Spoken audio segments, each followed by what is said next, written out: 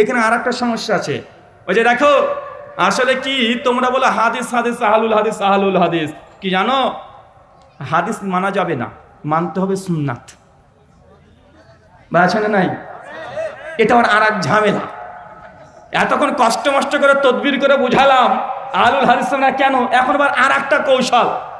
তোরা যতই বুঝলাম হাদিস হাদিস হাদিস ঠিক আছে, আহলুল নামটা ঠিক আছে, তবে নবীর হাদিস মানা যাবে না, মানতে হবে সুন্নাত। ওয়াজ করছে কি করছে না? বলছে হাদিস যদি মানা যায় তা নবী তো দাঁড়িয়ে হিসু করেছে, তোমরা এখন দাঁড়িয়ে হিসু করো।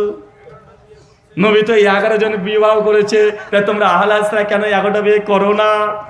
ভাই বলছি কি বলছি না কথা বলেন?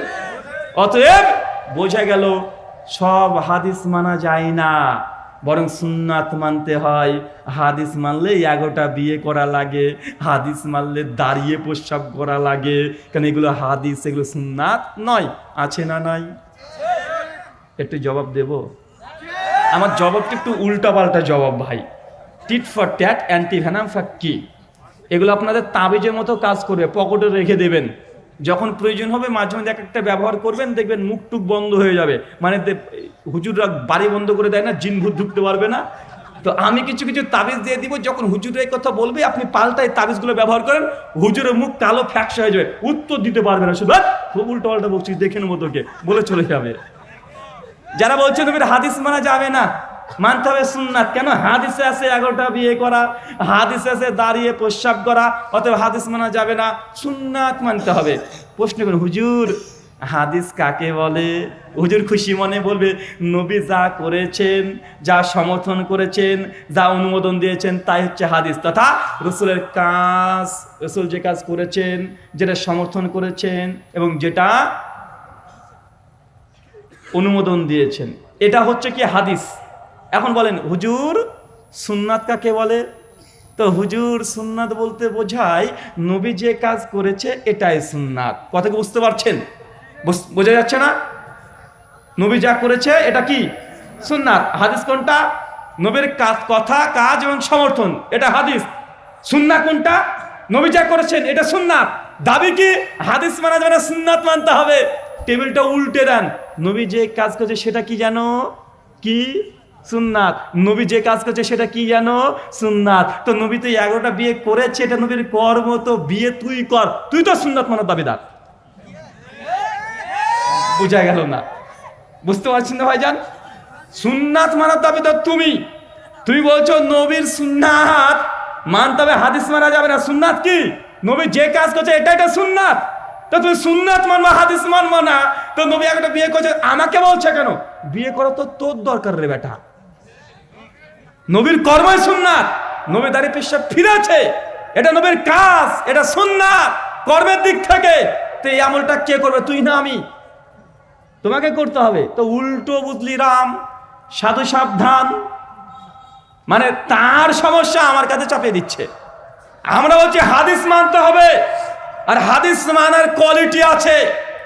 শুধুমাত্র হুজুর বুঝে নিয়েছে মানে হাদিস মানা মানে হাত পা দিয়ে মানতে হয়। আরে বাবা, আমল দুই ভাগে বিভক্ত। এক, হাত পা দিয়ে করতে হয়, দুই, অন্তর দিয়ে করতে হয়। আল্লাহ কোরআনে বলছে অত্তাকুল্লাহ, আমি আল্লাহকে ভয় করো।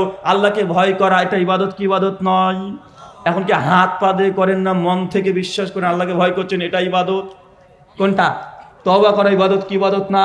হাত পা দিয়ে করেন না অন্তর থেকে করেন? কথা বলেন। সবগুলোতে এগুলো ইবাদত। মানে ইবাদত দুই ভাগে বিভক্ত। অন্তরে কিছু ইবাদত আছে, আছে না নাই? আছে। একটা হাত পা মুখ দিয়ে একটা ইবাদত আছে। তো নবী যে 11টা বিয়ে করেছে, আমি মন থেকে বিশ্বাস করি হাদিস সহি, নবী সত্যি করেছেন, হাদিসের প্রতি আমল হয়ে গেল। কিন্তু তুমি যদি দাবি করে সুন্নাত মানতে হবে, তো বিশ্বাস করলে হয় না, করে দেখাতে হয়। তো তোমাকে 11টা করতে হবে।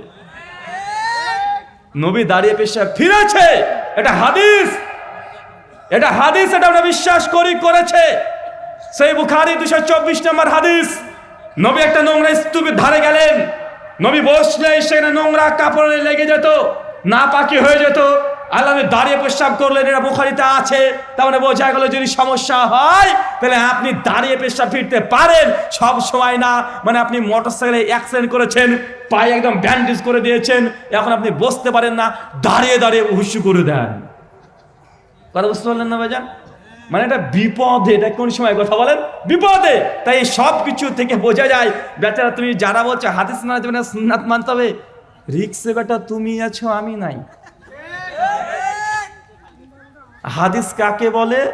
নবীর কথা, কাজ, সমর্থন। আচ্ছা, সুন্নাত কাকে বলে? নবী যে কাজ করেছেন এটাই সুন্নাত। তো আল্লাহর নবী যে কিয়ামতের আলামত হবে, প্রায় 200 খানা হাদিস বলে গেছেন আলামত সহ। তো এগুলো কি হাদিস না সুন্নাত? কোন ক্যাটাগরিতে পড়বে, হাদিসের মধ্যে না সুন্নাতের মধ্যে? হাদিসের ক্যাটাগরিতে পড়ছে না, কেন? নবী বলেছে কথা, কিয়ামতে এটা ঘটবে, ওটা ঘটবে, এটা ঘটবে, তো এটার হাদিস ক্যাটাগরিতে পড়ছে। যারা বলছে হাদিস মানা যাবে না, সুন্নাত মানতে হবে, বেটা কিয়ামতের আলামতে হাদিসগুলো বলা বন্ধ করে দাও, অস্বীকার করে দেখো। আচ্ছা, কবরে যে আযাব হবে এটা হাদিস ক্যাটাগরি না সুন্নাত ক্যাটাগরি? হাদিস ক্যাটাগরি। যারা বলছে নবীর হাদিস মানা যাবে না, মানতে হবে সুন্নাত, বেটা কবরের আযাবের ওয়াজ করা বন্ধ করে দাও। আচ্ছা, জাহান্নাম কেমন হবে আল্লাহ নবী যে বর্ণনা করে গেছেন, এটা হাদিস ক্যাটাগরি না সুন্নাত ক্যাটাগরি? হাদিস ক্যাটাগরি। বেটা জাহান্নামকে অস্বীকার করে দাও তাহলে বার, কারণ তুমি হাদিস মানবা না সুন্নাত মানবা। জান্নাতে বর্ণনা হচ্ছে, এগুলো হাদিস ক্যাটাগরির মধ্যে পড়ে যায়। নবীর শারীরিক গঠন, নবী কেমন দেখতে ছিলেন, এটা হাদিস ক্যাটাগরিতে পড়ে, এটা সুন্নাত ক্যাটাগরিতে নয়। অতএব বুঝা যাচ্ছে তোমরা যেই শয়তান শুরু করেছো, নবীর হাদিস মানা যাবে না, মানতে হবে সুন্নাত, এটা ব্রিটিশ ইংরেজরা ভারতবর্ষে আসার আগে পৃথিবীতে কেউ এই দাবি করেনি। প্রথম এই দুই দল এরাই করেছে, যাকে বাংলায় বলা হয় শয়তানের দল। উর্দুটা বুঝে নেন। আমি বললাম না, কথা বুঝতে পারলেন না ভাইজান? মানে আশ্চর্য আশ্চর্য, মাঝে মধ্যে এমন কিছু তার ডেলিভারি দিয়ে দেয়, অবাক করা, কখন যে কি বলে দেয়, মানে এগুলো জবাব দিতে গেলেও মাঝে মধ্যে লজ্জা লাগে যে কি পাগল হয়ে গেছে নাকি রে বেটা, কি খাই রে। এই কয়দিন একেবারে কিউট বয় বলে গেল না কোনো সমস্যা নেই, বিড়ি জর্দা সিগারেট সব খেয়ে গেল একদম, মানে এটা হারাম হওয়ার দলিল নাই। ভাই শুনলেন না ভাইজান? তো আমি মাঝে মধ্যে যখন বুঝতে পারতাম যে আসলে এইসব ফটোগুলো দেয়, মনে হয় এই মালগুলো মাদ্রাসার পেছনে গিয়ে, মসজিদের পেছনে গিয়ে গোল হয়ে বসে জোরে জোরে দম মারে, নচেত এই ফতোয়া বলে কিভাবে রে ভাই?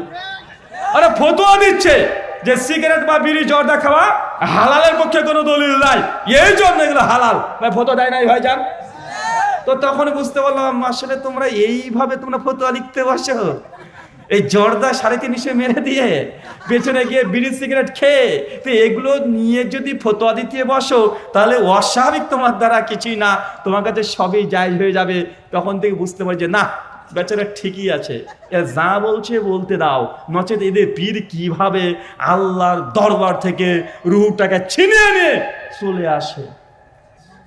ওই যে আমাদের চরমানে পীর সাহেব আছে না ভাইজান, ওনার এত পাওয়ার, বেদে মারিফত পৃষ্ঠনা পনেরো লিখে রেখেছে যে আল্লাহর কোনো নাই, আল্লাহর কি বুদ্ধি নাই, আল্লাহর কিছু নাই, যে একটা ছেলে ছিল এই বুড়িটা নিয়ে চলে গেল, তার জন্য আমি পীর সাহেব আল্লাহ দরবারে গিয়ে জোরপূর্বক রুটাকে ছিনিয়ে নিয়ে মরাকে তাজা করে দিয়েছি।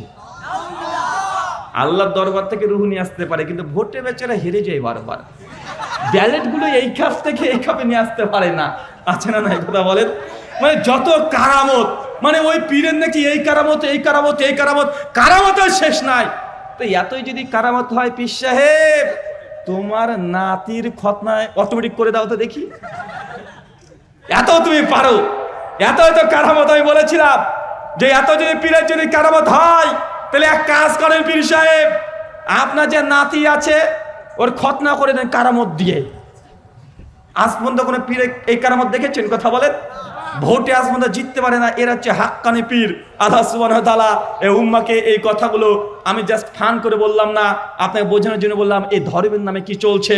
আল্লাহ সুবহানাহু ওয়া তাআলা আমাদের প্রত্যেককে তুমি এই কথাগুলো বোঝার তৌফিক দান করে, সকলে বলি আমিন। সম্মানিত শুধু আলোচনা লম্বা করছি না, অনেক রাত্রি, আরে সর্বনাশ। দাওয়াত দিয়েছিলেন 23 তারিখ, বাদ আজকে 22শে ফেব্রুয়ারি, 23শে ফেব্রুয়ারি দাওয়াত দিয়েছিলেন, আজকে 24 তারিখ। সুবহানাকা আল্লাহুম্মা ওয়া বিহামদিকা আশহাদু আল্লা ইলাহা ইল্লা আনতা আস্তাগফিরুকা ওয়া আতুবু ইলাইক। আসসালামু আলাইকুম ওয়া রাহমাতুল্লাহ।